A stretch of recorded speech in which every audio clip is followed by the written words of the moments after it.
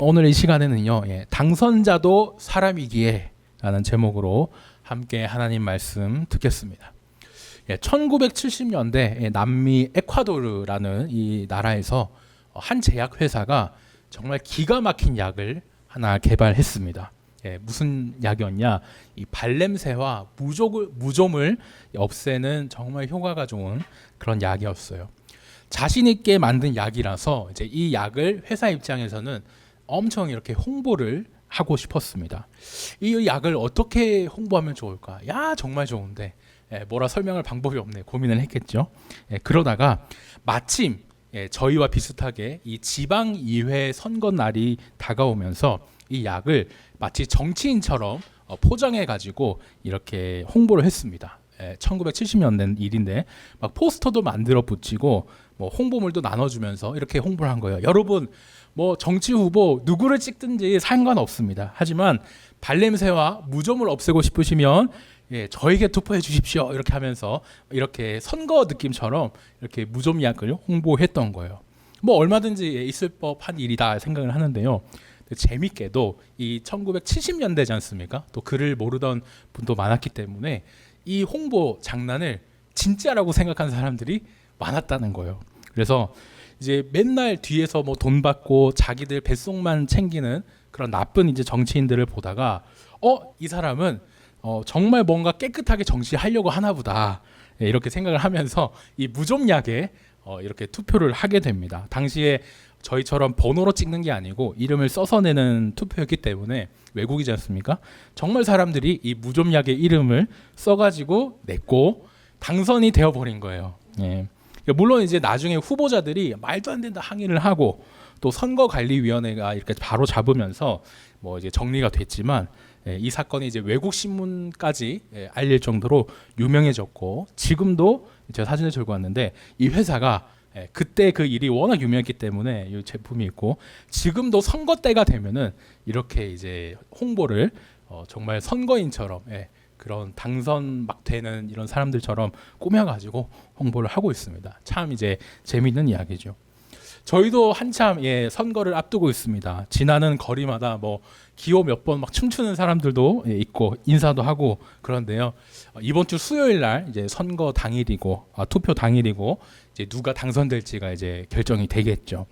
사전 투표일에 이미 투표를 하신 분도 계실 것이고 또 다가오는 수요일 당일에 이제 투표하시는 분도 계실 텐데요. 이번 선거에도 많은 분들이 뭐 어느 분을 좋아하시는지 모르기 때문에 원하시는 그런 후보가 당선되셨으면 좋겠습니다. 근데 반면에 내가 원하는 사람이 당선되면 좋겠다 생각을 하지만 반대로 싫은 사람도 있죠. 저 사람이 되면 안 되는데. 이렇게 저 사람은 아니야. 이렇게 당선되지 않았으면 하는 사람도 있기 마련일 겁니다. 각자 이렇게 좋아하는 후보와 아닌 후보가 있을 텐데요. 때로는 이런 정치에 참여하는 것이 너무 좋지만 과할 때 또 힘들어지고 문제가 될 때가 있습니다. 정치인도 사람이잖아요. 그래서 한계가 있고 저희가 우상으로 대하면 안 되는데 정치인을 우상처럼 대하게 되는 겁니다. 이 사람이 당선되면 정말 모든 문제가 다 해결될 것 같다. 이런 착각에 빠진다든지 반대로 저런 사람이 뽑히다니 이제 우리나라는 망했어. 사실 그 한 사람이 끼치는 영향이 그렇게 크지 않을 텐데도 불구하고 필요 이상으로 실망하거나 뭐 욕을 할 수도 있고 공포에 빠지는 이런 모습을 저희가 보게 됩니다. 이런 선거 상황에 우리나라 선거도 다가왔는데 이 선거 상황에 우리 그리스도인은 어떻게 하는 것이 또 옳을까? 그것을 한번 또 살펴보면 좋겠는데요. 놀랍게도 오늘 요셉 이야기에 또 이런 답이 있습니다. 전혀 상관없어 보이는 내용인데 어떤 내용일까? 저희가 살펴보면 좋겠는데요. 창세기 끝 이 50장 마지막 장에 해당하는 말씀인데 오늘 이 말씀을 또 선거를 앞둔 우리에게 주신 이유가 있다. 이것을 생각하면서 우리가 어떻게 이 선거 또는 세상의 정치, 통치를 보면 좋을까 생각해 보면 좋겠습니다. 지난 주일에요. 요셉이 약 20년 동안 헤어졌던 이 아버지 야곱과 다시 만나게 됐습니다. 아버지 야곱은 요셉이 그동안 죽은 줄 알았었는데 살아 있었구나. 다시 만나고 정말 행복한 눈물 흘리면서 정말 행복한 그런 시간을 이제 보냈죠. 또 한편으로 형제들은 요셉을 통해서 바로 이 파라오와도 만나게 됩니다. 파라오한테 나가가지고 스스로 자기소개를 했죠. 우리는 양을 치는 사람입니다. 당시에 차별받을 수 있고 또 무시당할 수 있는 그런 약점이었지만 솔직하게 이렇게 밝히면서 결국에는 그것이 차별받는 약점이 복이 되면서 고센이라는 가장 좋은 땅을 파라오로부터 이렇게 받게 됩니다. 이후에도 이제 요셉은요, 아버지 야곱과 이 형제를 데리고 약 17년간, 저희 성경에는 자세히 그렇게 다뤄지지 않았지만 17년간 이 고센 땅에서 함께 살게 돼요. 그리고 이제 시간이 지나니까 당연히 이 모시고 살던 아버지 야곱도 이제 돌아가시게 죽게 되죠. 이집트 요셉 총리의 이제 아버지가 죽었습니다. 야곱이 죽었어요. 총리의 아버지가 죽은 거니까 이제 나라에서 하는 장례식, 그러니까 국장으로 이렇게 야곱을 이제 모시게 됩니다. 요셉이 아버지 얼굴에 이제 엎드려서 울기도 하고요. 오늘 50장 앞쪽에 1절부터 나와 있는 내용인데 70일 동안 애도를 했다 그러죠. 야곱이 남긴 유언도 이렇게 쭉 소개를 해주고 있습니다. 야곱이요, 이런 유언을 남겼습니다. 내 고향은 여기 이집트가 아니니까 가나안 땅이다. 나를 그러니까 죽으면 가나안 땅에 묻어달라. 이런 유언을 남겼습니다. 이 내용 정말 중요한데요. 야곱이 어떻게 생각한 겁니까? 내가 비록 먹고 살기 위해서 또 어떻게 하다 보니 지금 이집트 땅에 있지만 나는 여기에 속한 사람이 아니다. 내 고향이 따로 있고 나는 돌아갈 곳이 따로 있다. 가나안 땅. 이 사실을 늘 기억했던 겁니다. 그렇게 이제 요셉은 이제 아버지 유언을 지켜줘야겠죠. 아버지를 이제 가나안 땅에 잘 묻어드리고 이집트로 돌아왔습니다. 그것이 오늘 저희가 읽은 내용 전에 있었던 일입니다. 그렇게 오늘 이제 15절부터 말씀이 시작되는데요. 요셉이 이제 아버지의 장례를 잘 치러드리고 또 가나안 땅, 그 고향 땅까지 아버지를 잘 매장하고 이렇게 돌아왔습니다. 아버지의 장례를 치르고 이제 돌아왔는데요. 이집트로 돌아왔는데 참 허전하고 또 돌아가신 게 믿기지 않고 눈물도 나고 그랬겠죠. 그런데 같은 상황인데도 이 요셉과 요셉의 형들은 전혀 다른 이런 상황에 있었습니다. 전혀 딴판이었거든요. 뭐냐? 요셉은 허무하고 뭐 아쉽고 약간 믿기지도 않고 이런 상황이었는데 형들은 공포에 질린 거예요. 왜? 아이고 이제 어떡하지? 아버지가 돌아가셨으니까 전에는 아버지가 요셉을 좀 보복이나 이런 걸 하지 못하게 막아주셨는데 이제 아버지 돌아가셨잖아. 요셉이 더 이상 참지 않을 텐데 그동안 우리가 자기네들이 엄청 잘못한 건 알아요. 그래서 우리가 저지른 악을 요셉이 갚으면 어떡하지? 그 공포에 빠져 있었습니다. 걱정이 정말 태산이었던 거예요. 그래서 이제 형제들이 머리를 씁니다. 그 16절 내용부터 나오죠. 요셉에게 가가지고 아버지가 자신들에게 추가로 남긴 유언이 있다 이렇게 이야기를 합니다. 요셉아, 네 형들이 너를 아무리 못 살게 굴었어도 악을 행했어도 제발 그 형들의 죄를 악을 용서해 주어라 이렇게 아버지가 유언을 남겼대요. 정말 야곱이 이런 유언을 남겼을까? 저희가 수영 묵상에서도 야곱이 죽음을 앞두고 12아들을 축복해 줬던 그 내용을 들었고 또 오늘 50장 앞에서도 야곱이 남긴 유언을 봤잖아요. 사실 그런 유언을 한 적은 없습니다. 나를 이집트 땅 말고 가나안 땅에 묻어달라 그 얘기를 많이 했지 이 유언을 남겼던 적은 없죠. 상식적으로도 야곱이 요셉에게 요셉아 형들 용서해줘라 이런 얘기를 할 것 같으면 야곱이 요셉에게 직접 하지 이렇게 뭐 추가 예언을 남기고 그러진 않았을 겁니다. 그래서 많은 학자들이 저도 그렇지만 이 형의 유언이 이제 목숨이 위험하니까 내가 죽을 수도 있겠다 복수당해서 이제 꾸며낸 것이라고 이렇게 많은 높은 확률로 보고 있습니다. 하지만 이 유언이 진짜냐 가짜냐 그게 중요한 건 아니잖아요. 이 정도로 형들이 무서워했구나, 보복을 당할까봐 무서워했구나 이 사실이 또 중요하겠습니다. 17절에는요 이제 우리말로 또 바라건대라는 이 말이 나오는데 원어로 보면은 제발, 플리즈, 영어의 플리즈에 해당하는 제발 이런 뜻입니다. 이것이 우리말에는 생략됐지만 두 번이나 나오거든요. 그러니까 제발 용서해달라 이 말이 이제 2번 나온 겁니다. 강조하는 거죠. 요셉 아우님, 아버지께서 제발 우리를 용서해 주라고 그렇게 유언을 남기셨는데, 그러니까 아우님도 제발 그 유언 따라서 우리를 제발 용서해 주십시오. 이렇게 이제 얘기를 하는 겁니다. 요셉은 이제 이 말을 듣고 어떻게 반응을 할까요? 참 기가 찹니다. 슬프기도 하죠. 지금 아버지가 돌아가신 것만으로도 슬픈데 17년이 지났습니다. 형들을 이집트에 데리고 와서 함께 지낸 지가 17년이 지났는데, 그 17년의 시간 동안, 세월 동안 형들은 아직까지도 자기를 못 믿는 거예요. 이미 용서해 줬다고 다 그랬는데 형들은 아직까지도 오죽하면 정말 티나는 거짓말까지 해가면서 이렇게 요셉을 믿지 못하는, 용서해 줬다는 사실을 믿지 못하고 있는 겁니다. 이 요셉 마음이 정말 힘들었고, 그래서 이제 그 형들의 그런 너무 뻔한 거짓말과 상황을 듣고 이제 울게 되죠. 아버지가 돌아가셨으니까요, 이제 남은 형제들이 하나로 더 뭉쳐야 됩니다. 그래야 좀 이겨내고 으쌰으쌰 이것이 되는데, 형들과 요셉 사이에는 지금 커다란 공포로 생긴 이제 벽이 있는 거잖아요. 계속 하나가 돼야 되는데 되지 못하고 있습니다. 형들에게 요셉은 아버지가 살아 계실 때야 좀 요셉이 안 참고 복수하지 않고 참았겠지, 용서하는 척 했겠지, 어떻게 그 나쁜 일을 용서할 수 있었겠어, 언제 돌변할지 몰라, 복수하면 어떡하지, 계속 공포의 존재로 있었던 겁니다. 아버지도 잃은 요셉이 참 얼마나 외로웠을까요? 아버지도 잃어서 외롭지만 형들도 지금 다 나를 믿어주지 않는다, 나를 다 공포스러워하고 있다, 그 사실에 나도 같은 가족인데 왜 이렇게 나를 무서워하지, 서러움과 또 아쉬움이 있었을 겁니다. 그래서 이제 울었겠죠. 그런데 이제 오늘 18절 말씀을 계속 보면요, 형들이 이제 불난 요셉의 마음에 더 이렇게 기름을 붓습니다. 아까는 자신들이 우리는 아버지의 유언으로 이렇게 용서해 달라고 하셨고, 우리는 하나님의 종이니까 요셉 당신이 우리를 용서해 줘야 된다, 그렇게 했는데, 이제는 엎드리면서 형제들이 우리가 당신 요셉의 종이라고 또 이렇게 얘기를 하거든요.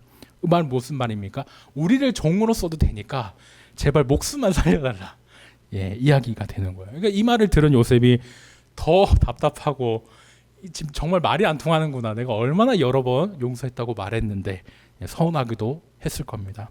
19절에 이제 요셉은 이렇게 말해요. 형님들 두려워하지 마세요. 나는 사람이지 어떻게 하나님을 대신하겠습니까? 나는 하나님이 아닙니다. 이러면서 이제 계속 다시 한번 또 설득을 해요. 생각해 보면은 요셉은 17년 전에도 그랬고 한참 전부터 형님들, 나는 형님들 원망 안 합니다. 나는 이미 용서했다니까요. 내가 겪은 일도 다 하나님이 하게 하신 겁니다. 그렇게 여러 번 얘기를 했었어요. 45장에서도 3번이나 말하거든요. 형님들은 형님들이 나를 이집트의 노예 팔아서 내가 이렇게 왔다고 생각하지만 사실 하나님께서 그렇게 한 겁니다.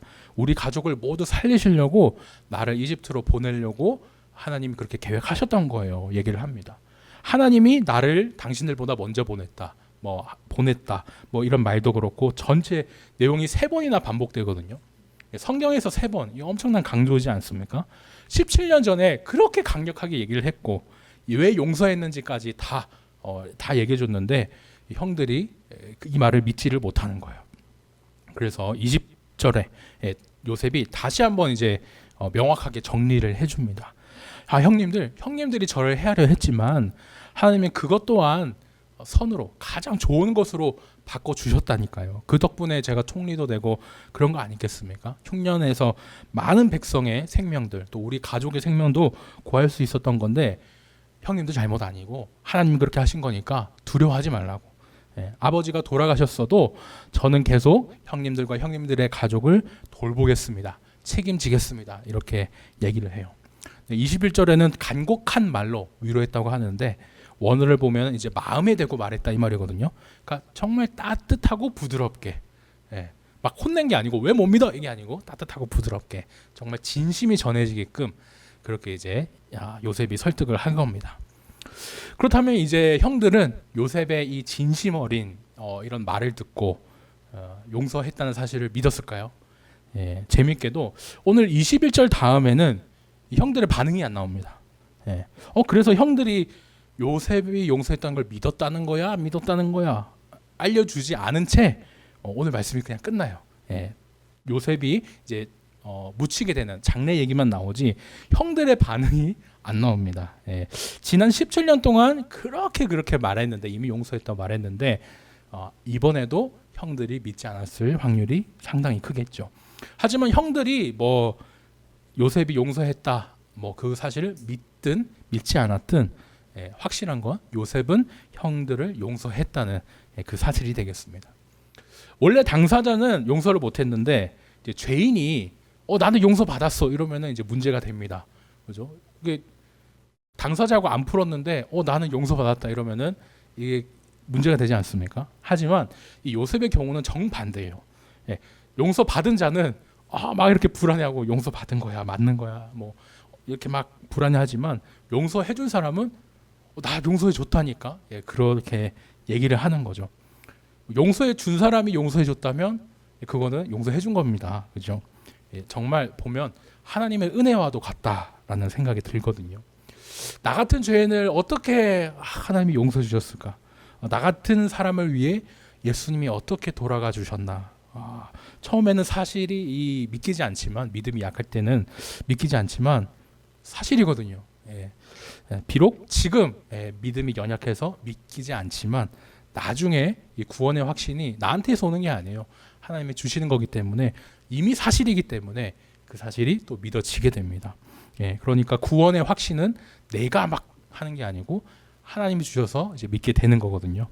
내가 아니라 하나님이 이미 하셨다. 하나님이 이미 용서해 주셨다. 사실을 생각하면 십자가 위에서 나를 용서해 주셨다. 그 사실도 이제 믿어지게 되는 거죠.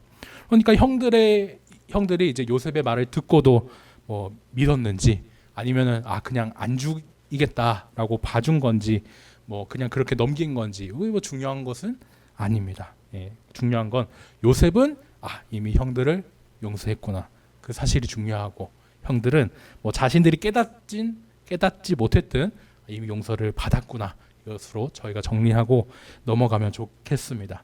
22절부터는요, 이제 이후에도 요셉이 약속한 대로 형들과 계속 살면서 책임을 져 주거든요. 그렇게 110년을 살게 됩니다. 전에 제가 이집트에서 가장 사람이 이상적으로 산 횟수, 너무 오래 살아도 힘들고 너무 짧게 살아도 아쉬운데 가장 사람들이 생각했을 때 이상적인 이 산 횟수가 110년이라고 말씀을 드렸거든요.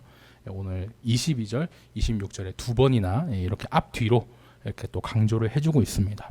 이집트 미라를 이제 사람들이 조사를 해보면 평균 당시에 50세가 평균 수명이었다고 그래요. 그런데 요셉은 그래도 110세면은 남들의 배 이상 그렇게 산 겁니다. 그러면서도 한편으로 이제 아브라함과 이삭 또 아버지 야곱에 비하면은 짧게 이제 산 거죠. 말씀드렸듯이 너무 짧게 살아도 아쉽고 너무 길게 살아도 힘든데 하나님께서 그래 이때가 가장 좋겠구나 생각하신 그 하나님의 때에 요셉을 또 이제 데려가신 겁니다. 요셉의 장래가 그러면서 이제 오늘 내용에 나오는데요. 보면 앞에 제가 짧게 설명드린 야곱의 장래와 또 비교해 보면은 야곱의 장래는 좀 자세히 다뤘는데 오늘 요셉의 장래는 좀 짧게 이루어집니다. 왜 그럴까? 또 생각을 해보면 저희가 창세기를 볼 때 이렇게 톨레도트 내력 뭐 이야기 이 기준으로 나눴지 않습니까? 족보 내력 이 톨레도트 기준으로 나눴는데 보시면은 오늘 내용이 요셉의 톨레도트가 아니에요.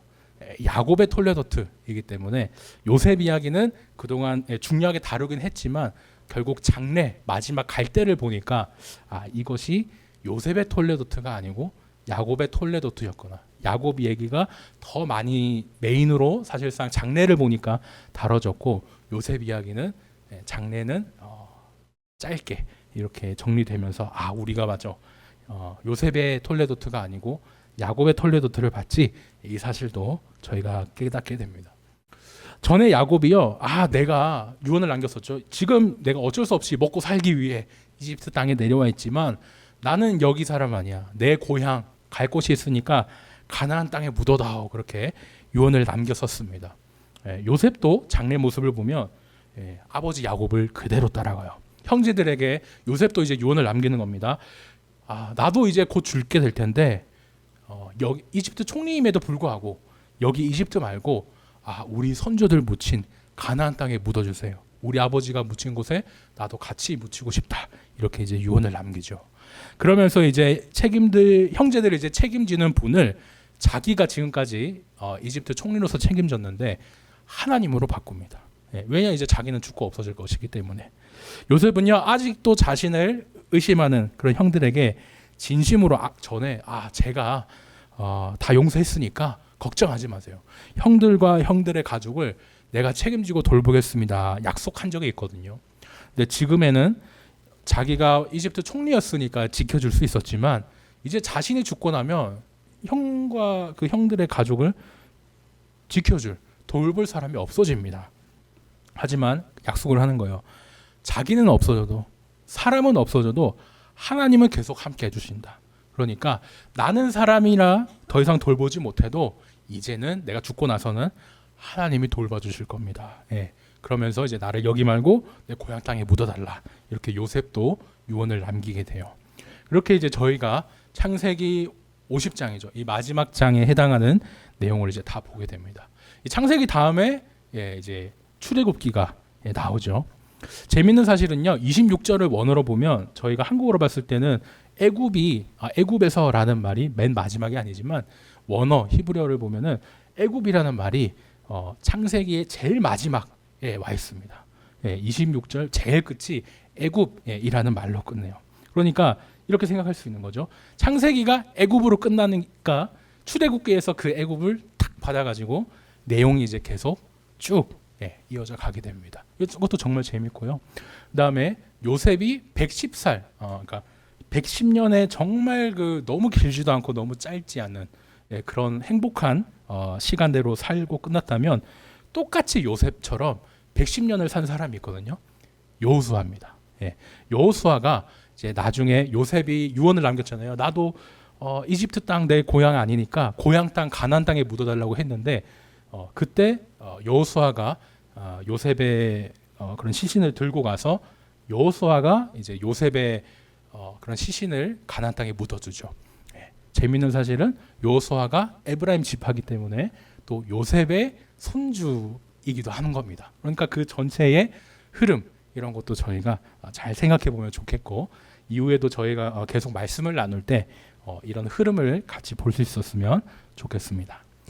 지금까지 저희가 말씀을 들었습니다. 이집트 땅에서 요셉이 아버지 야곱을 이렇게 모시고 살다가 야곱이 이제 돌아가시게 되죠. 죽게 됩니다. 아버지가 돌아가셨다 그 사실만으로도 참 허무하고 믿기지도 않고 눈물 나고 너무나 이게 힘든데 요셉이 더 힘들죠. 형제들이 자신을 용서해 줬다고 아직도 믿지 않기 때문에 참 요셉 마음이 아팠습니다. 그런데도 요셉은 형들을 향해서 얘기를 하죠. 여러 번 그랬던 것처럼 두려워하지 말라고. 내가 어떻게 하나님을 대신하냐고. 그렇게 얘기를 합니다. 나중에 요셉이 죽기 전에 유언을 남길 때도 그렇죠. 사람인 나는 떠나도 하나님이 형님들과 다른 가족들을 돌봐줄 겁니다. 걱정하지 마세요. 이렇게 안심을 합니다. 자기가 요셉이었고 또 이집트의 총리였지만 내가 한 게 아니고 하나님이다. 하나님이다. 자기 위에 있는 하나님을 요셉이 정말 많이 얘기를 했습니다. 요셉이 이집트 총리로서 파라오 다음 가는 큰 권력자였지만 그 위에 하나님이 있었다. 그 사실을 저희가 잘 기억하면 좋겠죠. 아무리 권력자로서 막 그렇게 높게 있더라도 그 위에 하나님이 계시고 진짜 다스리는 분은 하나님이라는 거. 이것을 요셉이 자기 인생 평생 동안 알았던 겁니다. 나중에 고향 땅에 묻힐 때도 내가 돌아갈 곳은 여기가 아니야. 내가 이집트 총리로 있지만 심지어 이집트 총리일지라도 내가 돌아갈 곳은 따로 있어. 이렇게 생각하지 않았습니까? 요셉이 가나안 땅, 이 고향을 바라봤다면 오늘 저희도 찬송을 불렀지만 저희에게는 천국, 이 세상은 아니다. 이 세상은 내가 정들 곳이 아니고 우리는 나그네고 결국에 우리는 갈 천국이 있다. 이것을 생각하면 좋겠습니다. 오늘 말씀을 보니까요. 사람이 그래 모두 한계가 있다.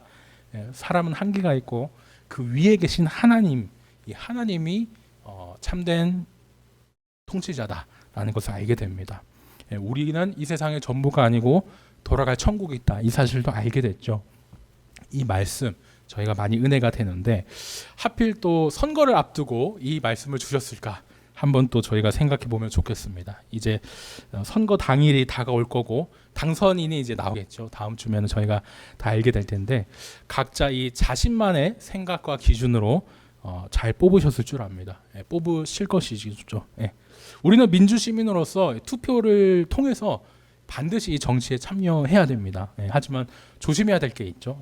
그리스도인 한 명 한 명이 이런 투표를 통해서 정치에 참여하는 것은 너무나 성경적이고 바람직한 일입니다. 그런데 간혹 교회가 어떤 한 세력으로 모여가지고 막 이렇게 뭐 교회 다니면 무조건 이 사람을 뽑아야 돼 이렇게 되는 것은 많이 위험할 수 있죠. 일제 강점기 때 독립운동처럼 그렇게 힘을 모여야 할 때도 있습니다. 하지만 많은 경우에 그렇게 나설 때 참 문제가 된 적이 거의 99% 있었던 것 같습니다. 역사를 통해서도 그랬거든요. 교회가 힘을 얻는 순간 중세 가톨릭처럼 타락을 해버리고 교회가 잘못이라기보다 종교가 힘을 얻으면 고려 시대에 불교가 타락했던 것처럼 늘 이렇게 종교는 믿음은 본질을 잃고 타락하게 되어 있습니다.